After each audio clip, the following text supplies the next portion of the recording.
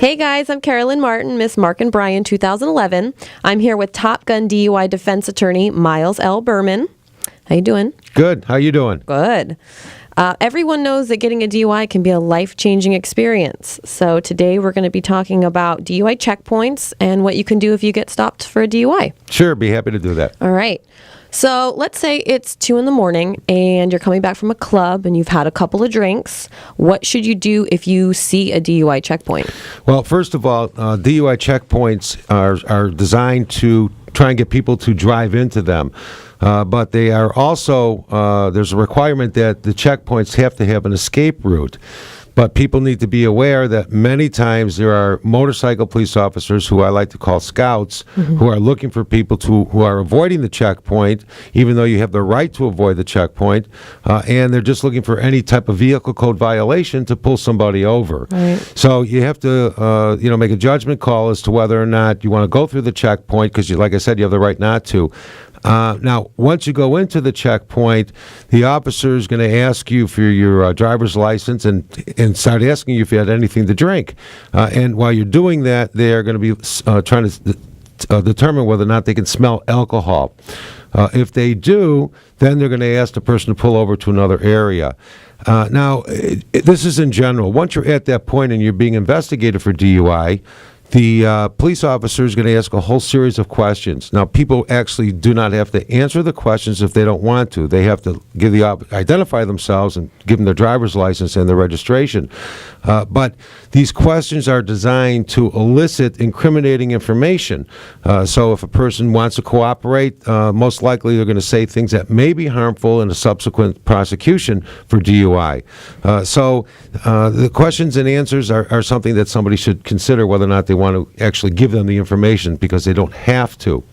The officer will then ask the person to get out of the car and then begin to field sobriety test the person.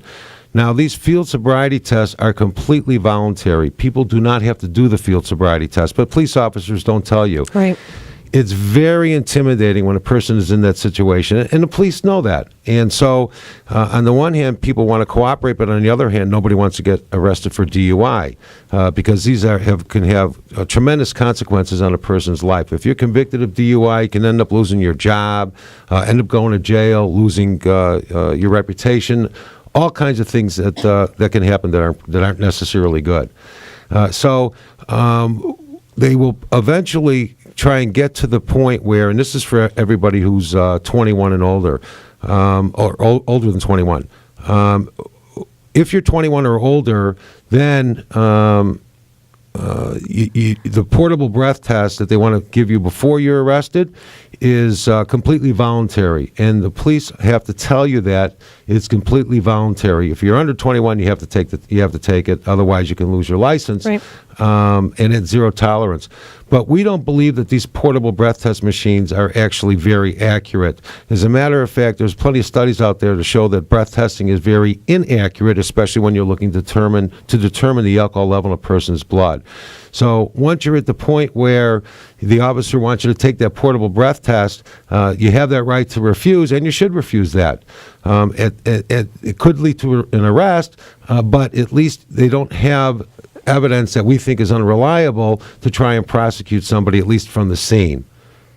All right. And so if you enter a checkpoint, what exactly should you do? Well, yeah, a lot of people try and pin me down, and you're very astute. And obviously, Mark and Brian selected somebody who's very, very astute. It's not for me to actually tell people what they should or shouldn't do when they go through a checkpoint. It's a matter, or when they're investigated. All I can do is tell people what the requirements are and what their rights are. But I did say, don't take the portable breath test machine, because that's very unreliable. Got it. Now, should people take a portable breath test before they're arrested? Yeah, that's what we're talking about. Again, if you're older than 21, the answer is no, absolutely not. Because, like I said, they're very unreliable. After you get arrested, then you have a choice of either a breath or a blood test. Now, a lot of people think that if they choose a blood test, they will end up delaying the time in which the blood results are obtained. So let's say like they get arrested at 10 o'clock at night and they opt for a blood test, whereas a breath test may occur within 30 minutes of 10 o'clock or 15 or 20 minutes. The blood test may occur an hour and a half later. So people in their minds sometimes think that if they take a blood test, they'll end up with a lower result later. The problem with that is in court, and first of all, I have to say that we've seen many cases, everybody thinks the legal limit is a .08. But we've seen many cases where people are actually charged under a .08. I've seen that too, yeah. Yeah, so, it's part of the reason is that they're able to, or they're tried to relate back, let's say like a breath test an hour and a half, or a blood test an hour and a half after you're arrested, is say a .08 or a .09, or even a .07. They will say an hour and a half earlier, the person could be anywhere between a .10, a .11, or a .09, because they're saying that at the time of driving, you're actually higher. Now, that's not always the case, and as a matter of fact, in many cases, at the time of driving, a person is actually below the legal limit and not impaired by alcohol, but sometime later, they end up being at or higher than the legal limit. There's all kinds of problems associated with, especially breath testing. I mean, blood isn't always accurate either. But breath testing, and the state is aware of this, but I bet you aren't aware of it, and most people aren't aware of it, that breath testing oftentimes reads way too high. Didn't know that. Yeah, and unfortunately, unless somebody goes through this process and goes to trial on the case, would never know what the reasons are. I mean, when the clients come to us, we explain to them from the beginning the variations in science on why breath testing isn't always accurate. And one of the reasons why we are successful at jury trial, which most of these cases are jury trial, is because we explain to the jury in basic and in simplistic terms as we can that the science of breath testing shows that it's not accurate to determine alcohol in a person's blood. And in DUI, that's what a person is charged with, driving under the influence of alcohol and driving 2 counts, driving with a .08 or greater.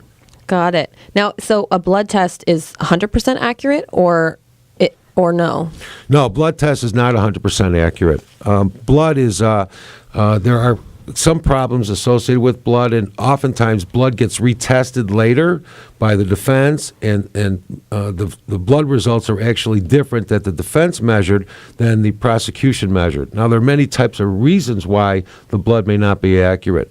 But then again, if you still take into consideration the fact that a person's blood test with a result of maybe an hour or 2 hours later, and that happens often, that doesn't mean that that definitely is not the alcohol level of the person at the time of driving. So we're able to show that even if there's a blood test that is at or greater than the legal limit, at the time of driving, the person's blood alcohol level by a blood test is actually lower. Interesting. Now, if you're just joining us, I am here with Myles L. Berman, Top Gun DUI defense attorney, and we're talking about DUIs. You can reach him at 888-4-TOP-GUN. Again, 888-4-TOP-GUN. Now, what should you do if someone knows that they are too drunk to drive? That's a great question. The law can still be pretty tough, but this is what I think people should do. If you believe that you've had too much to drink, you should actually, first of all, not get behind the wheel of the car. But sometimes it happens. Right. Here, I'll give you an example why people who are have a higher alcohol level later actually aren't impaired earlier at the time of driving. I assume that you've drank alcohol. I do. Okay. And it doesn't hit you right away. No. It takes a while to go through the body. Right. And sometimes, and again, different people have different amounts of alcohol that can affect them and make it more difficult, make them impaired and possibly a drunk driver when they get behind the wheel. Now, having said that, nobody is a drunk driver unless and until a judge or a jury says that. So getting back to what was the question again? What should someone do if they know they're too drunk to drive? Oh, yeah. Thanks for bringing me back. I'm telling you, Mark and Brian got somebody good to be Miss Mark and Brian. Many times we represent people who feel exactly that, you know what, it's better that they should be safe than sorry, that they pull over. Sometimes they pull over on the side of the road, they pull over in a parking lot, they pull over wherever they're at. But if they're still behind the wheel and the engine is running, the keys are in ignition, the car is on, and they drove there within a certain period of time, and more importantly, they admit to the police officer when they drove. Remember I told you earlier, right, yeah. You don't have to answer the officer's questions. The best thing to do is pull off, get away from any environment, take the keys out of the ignition, turn the car off, obviously, put the keys somewhere away from you, and get in the back seat, get out of the driver's seat, and then sleep it off. Obviously, if you can call a cab, if you can call for somebody to come pick you up and take you away, that would be preferable. But oftentimes, 2, 3, 4 o'clock in the morning, there's nobody to call. Sometimes people are far away from their home. Now, in Southern California, we don't have public transportation. No, we do not. So, you're out somewhere and you're 10, 15, 20, 30 miles, or San Diego or somewhere up further north, and you're driving home.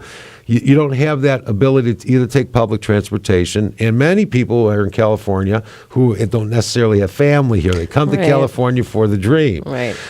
So there isn't somebody to call. So again, definitely get off the road, definitely do the right thing, and get yourself out from behind the wheel of the car. When the officer asks you, what are you doing? You say, I'm sleeping. If he asks you if you drove or when you drove here or what time you drove, again, if you give him the information, it can be used to prosecute you. Got it. What is happening with the new ignition interlock device laws?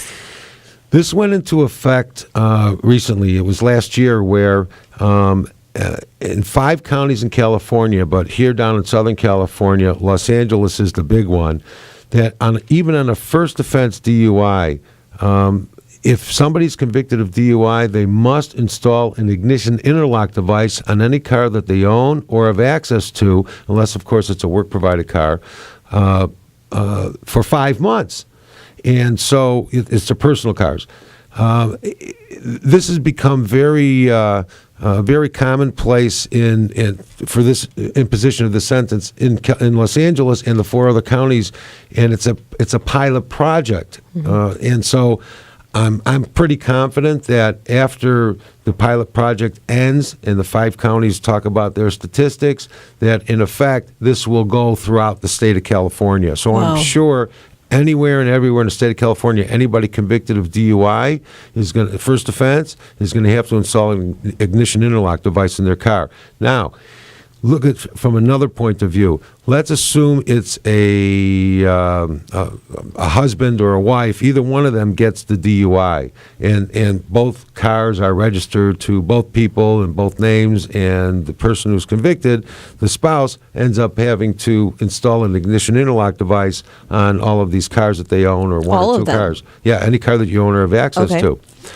So now let's assume it's the husband that gets a DUI, and he's not taking that car to work, and the other car's in the shop having an ignition interlock device being installed. Okay. So they take the car that has the ignition. The wife drives the kid to school in the car that has the ignition interlock device in it. I mean, it does have a deterrent effect. There's no question about that. But also, it's kind of like a scarlet letter, or a businessman who wants to entertain somebody and take them out to lunch in his car, or a businesswoman who wants to entertain somebody and take them out in their car.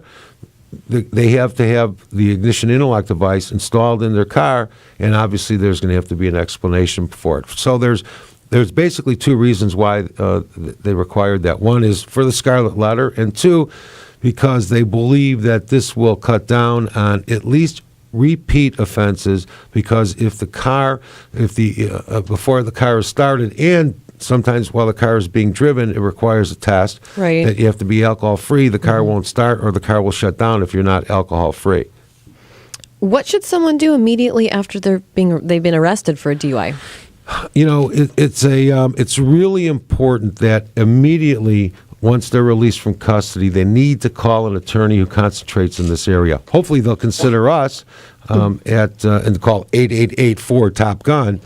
But it's so important that an attorney get involved in it right away because the DMV needs to be contacted within 10 days in order to stop the suspension to go into effect. A temporary license is given to a person who's arrested for DUI that's good for 30 days.